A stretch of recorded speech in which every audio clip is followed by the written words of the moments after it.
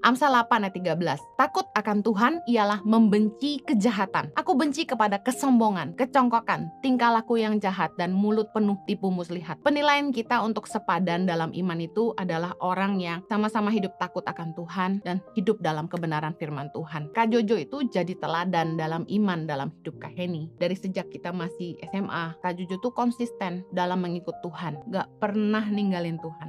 Punya rasa haus dan lapar akan Tuhan, akan firman Tuhan. Orangnya tuh suka denger firman. Waktu kita pacaran aja, Kak Heni tuh bolak-balik diajaknya pergi ke KKR, pergi ke conference, dengerin khotbah pendeta ini, pendeta itu. Dan Kak Jojo tuh kejar-kejar hamba Tuhan gitu ya untuk minta foto. Aduh, dia punya koleksi foto dengan hamba-hamba Tuhan hebat, se-internasional ya. Dari Amerika, dari Afrika, dari mana-mana deh gitu. Begitu haus akan firman Tuhan, kerjaannya tuh baca firman, dengerin firman gitu. Sampai sekarang. Dari sejak pacaran sampai sekarang. Hatinya buat jiwa-jiwa tuh luar biasa. Sangat care sama people gitu loh. Sangat ingin menolong orang. Murah hati. Kak Jojo tuh punya hati yang mengasihi jiwa-jiwa gitu. Mengasihi orang lain, rela berkorban, murah hati. Kalau ada yang minta bantu, jarang ditolak.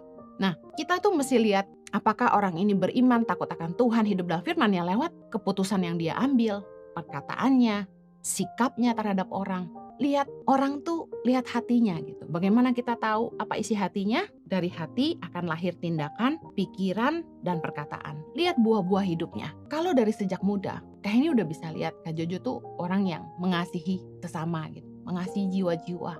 He love people. Nah, kalau kita pengen lihat apakah kita sepadan atau tidak, baiklah 3 hal ini paling tidak jadi pertimbangan. Yang pertama, apakah orang ini jadi penolong dalam hidup kita yang membuat kita jadi pribadi yang lebih baik dan menolong kita bisa menggenapi rencana Tuhan dalam hidup kita, mendekatkan kita sama Tuhan, bukan yang malah membuat kita jatuh. Apakah orang ini adalah orang yang bisa diajak berkomunikasi, bisa saling ngerti, senilai, sevisi, nyambung sama kita, tukar pikiran sama kita. Yang terakhir, apakah orang ini seimbang sama kita, sama-sama orang percaya, takut akan Tuhan, dan beriman sama Tuhan. Kak ini berdoa agar kalian semua bijaksana dalam memilih pasangan. Nikah tuh gampang, ngejalaninnya yang susah.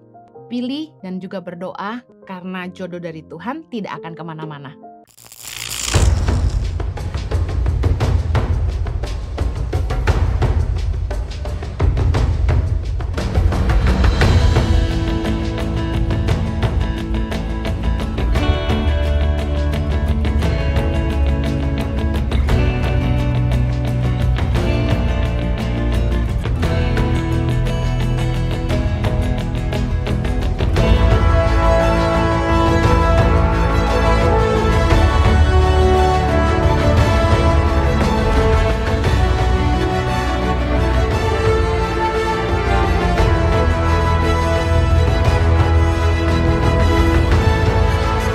Cerita anak pedalaman dalam meraih mimpi dan mengejar cita-cita bersama Tangan Pengharapan.